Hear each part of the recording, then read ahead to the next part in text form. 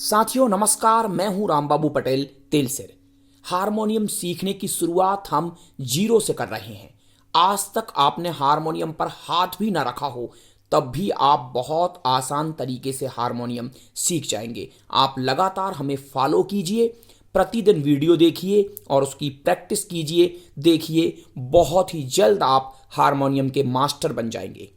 जिस स्वर पर मैंने उंगली रखी है ये मेरा सा है।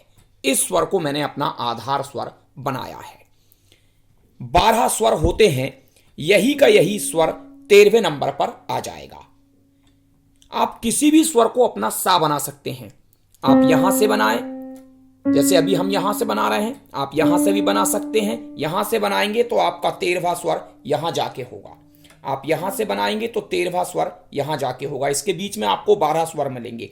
तो नियम एक सा ही रहेगा, आप कहीं से भी प्रैक्टिस कर सकते हैं। लेकिन मेरी सलाह यह है कि मैं आपको लगातार पहले काले से वीडियो दूंगा और आप पहले काले से ही प्रैक्टिस करें, क्योंकि यहां से उंगली चलन भी बहुत आसान रहता है और सभी सिखाने वाले यहीं से सिखाते हैं।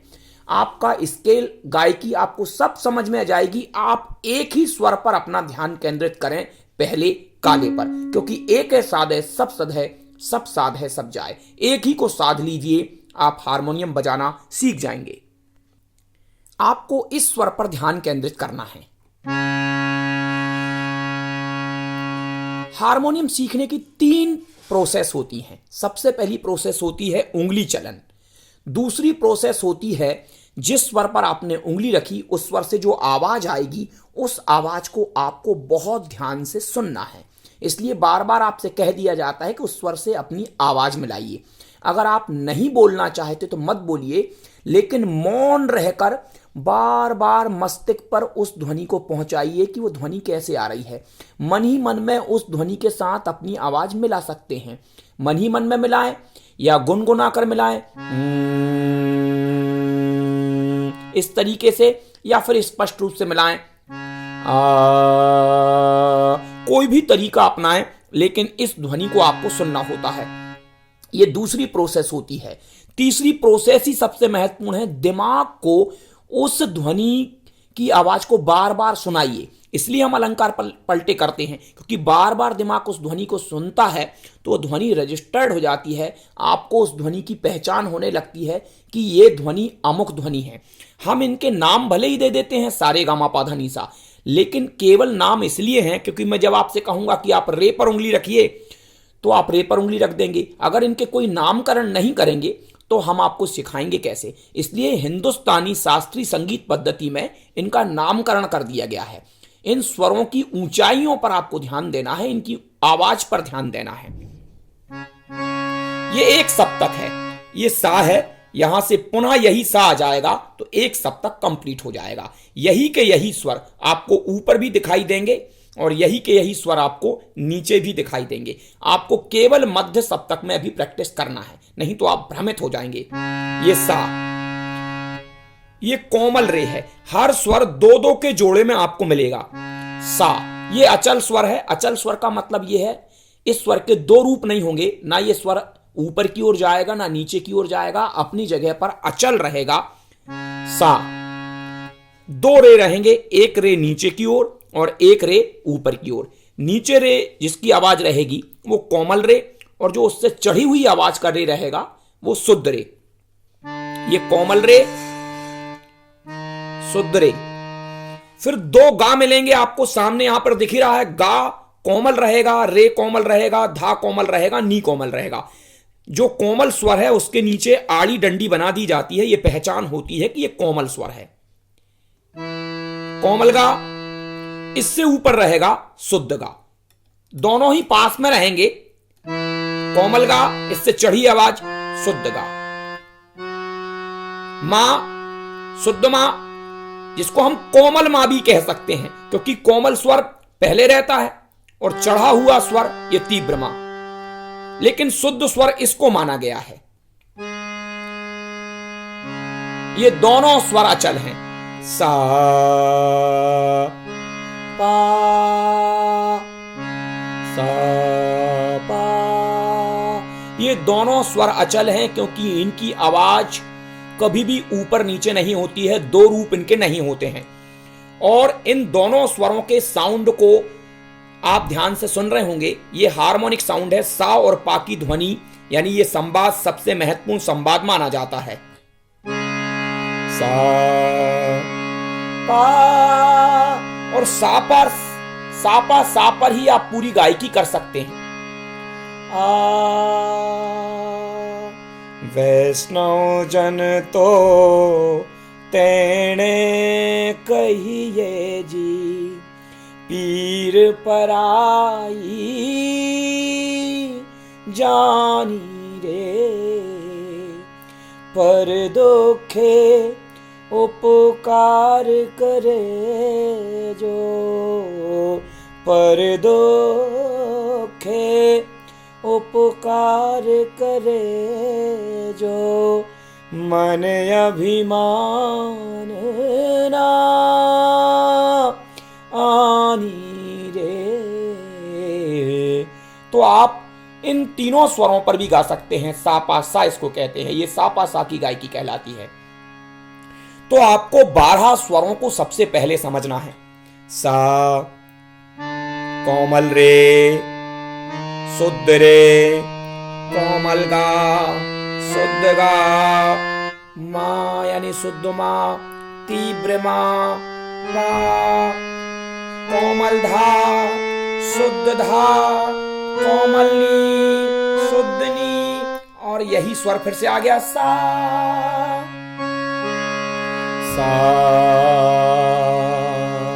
तो ये 12 स्वर आपको सबसे पहले समझ लेना है। अब इन 12 स्वरों में से हम केवल 7 स्वरों का चयन करेंगे, जिसको हम बिलावल थाट कहते हैं, यानी शुद्ध स्वरों का समूह हम इसमें से ले रहे हैं। ये 3 स्वर कभी भी किसी भी थाट में नहीं बदलेंगे। 10 थाट हम किस तरीके से बजाते हैं, ये पहले थाट से हम शुरुआत कर रहे हैं। सा, एक स्वर हम छोड़ रहे हैं, रे। आप उंगली चलन को भी ध्यान से देखें। ये दोनों उंगलियां, मेरा हाथ आप देख पा रहे होंगे, ये पहली उंगली, ये दूसरी उंगली।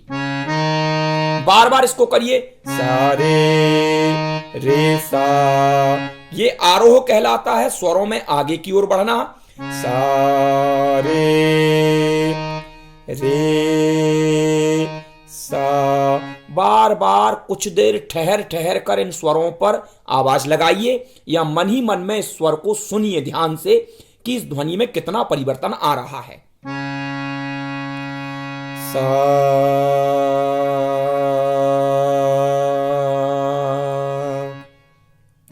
रे,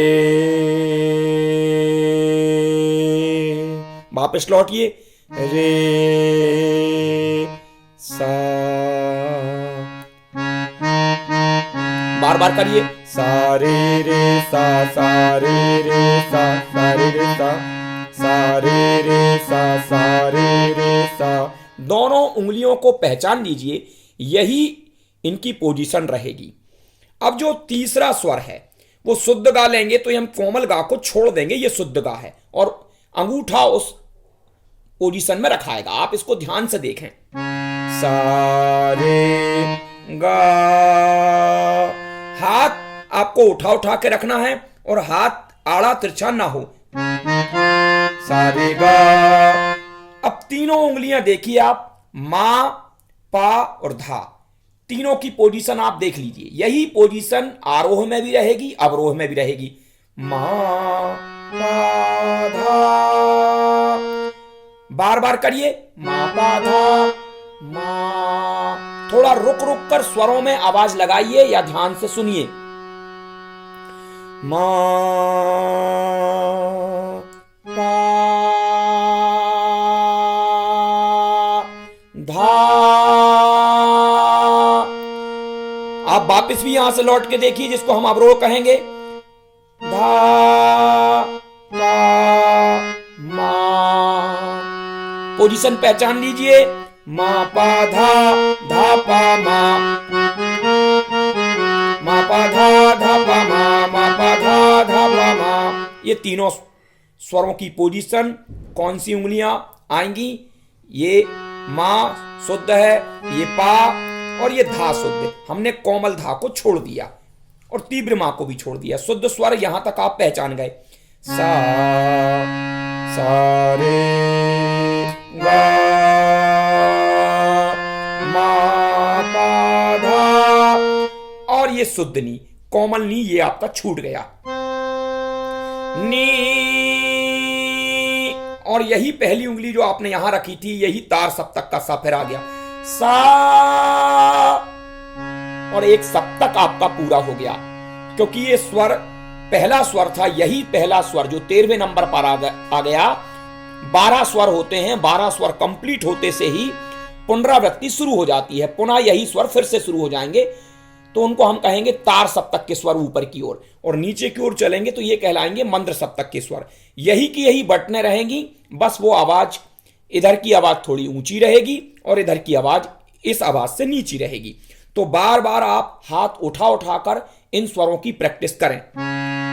सा रे गा मा पा धा नी, सा नी धा पा मा गा रे सा। हाथ उठा उठाकर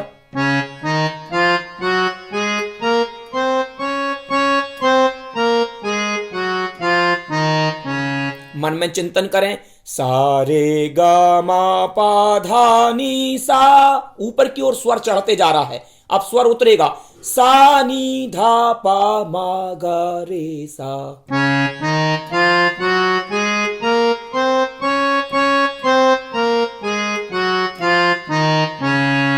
अब इन स्वरों को हम एक दूसरे तरीके से समझेंगे। इस सा को हम प्रेस कर लेंगे, सा। अब इस ध्वनि के साथ ये देखेंगे कि इस ध्वनि में और इस ध्वनि में क्या अंतर है। इस ध्वनि को दबाए रखते हुए मैं इस ध्वनि को देखूं, रे रे, इसी सा से तुलना करेंगे गा की, गा। इसी सा से तुलना मा की करिए, मा। क्योंकि ये स्वर हमारा जनक स्वर है, ये ही स्वर सबको जन्म दे रहा, क्योंकि इसको हमने शुरुआती स्वर बनाया है, तो इसके हिसाब से ये रे है।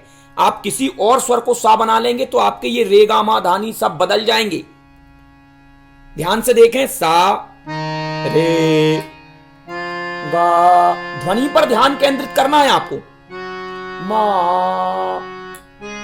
पा, सा और पा की ध्वनि को देखिए आप किस तरीके से मर्ज हो गई एक दूसरे में। पा धा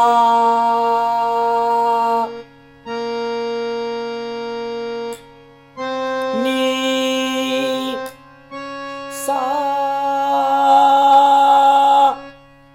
सा रे गा मा पा धा नी सा। आप स्वरों का क्रम भी देखेंगे तो इसको 1 2 नंबर का स्वर छोड़ा है, 3 नंबर के स्वर पर आ गए हैं, 5 6 8 10 12 और पुनः यही पहला स्वर आ गया। तो ये बिलावल थाट का स्ट्रक्चर है। आप किसी भी स्वर को पहला स्वर बनाकर इसी क्रम से बटनों को दबाएंगे तो सारे गामा पाधा निसा बजेगा। अब तार सप्तक के सा से इन्हीं स्वरों की तुलना करेंगे हम। ये सा, सा नी, ये सा। अब इसकी तुलना करिए आप, सा से, तार सप्तक के सा से नी के साउंड में क्या परिवर्तन आ रहा है, क्योंकि अब स्वर की आवाज उतर रही है नीचे की ओर।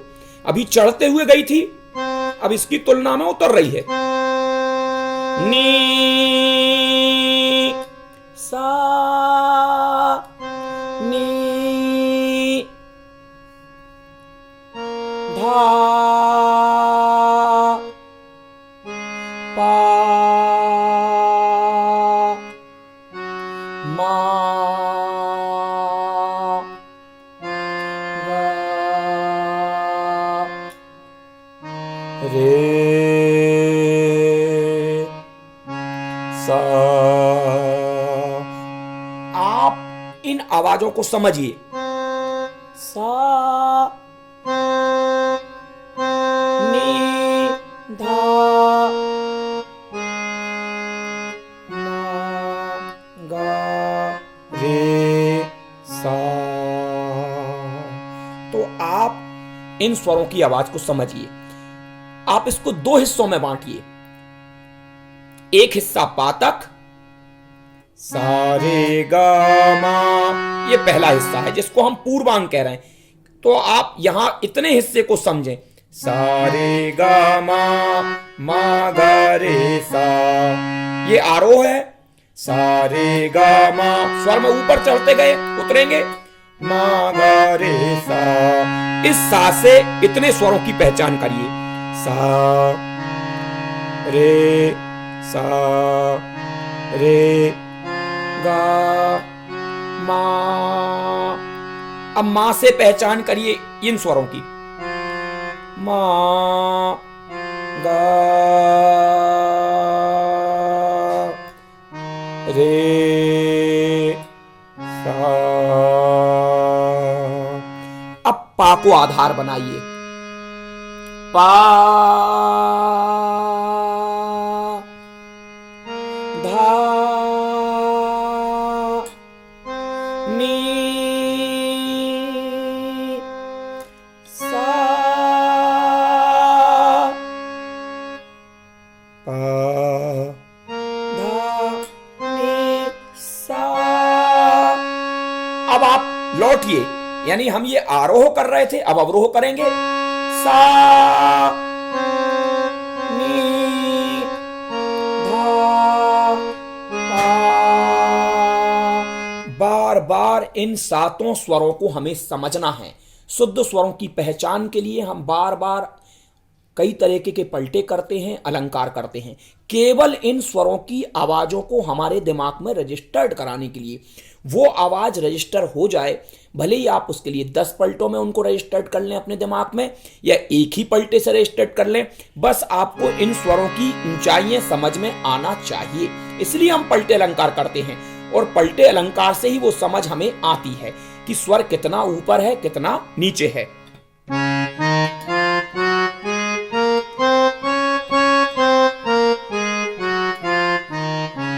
सा रे गा मा पा धा नी सा नी धा पा मा गा रे सा। बार बार इस तरीके का अभ्यास कीजिए, इतनी प्रैक्टिस आपकी हो जाए कि स्वर पर उंगली रखते से ही वो आवाज आपके गले से आना चाहिए। तो बार बार पहले आप उस आवाज को सुनिए, बहुत जल्दी मत करिए। ध्वनि सुने आप, और सुनने के बाद फिर दिमाग से पूछें कि ये ध्वनि कैसी है, और उसको मन में गुनगुनाएं।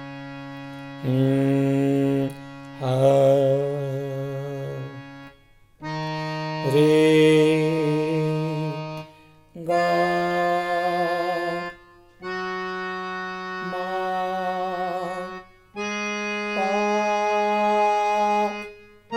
धा नी सा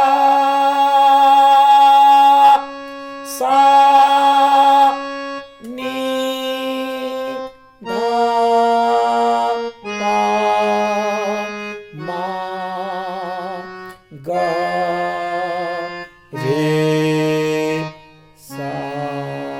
स्वरों पर बहुत देर ठहराव करते हुए आपको आगे बढ़ना है।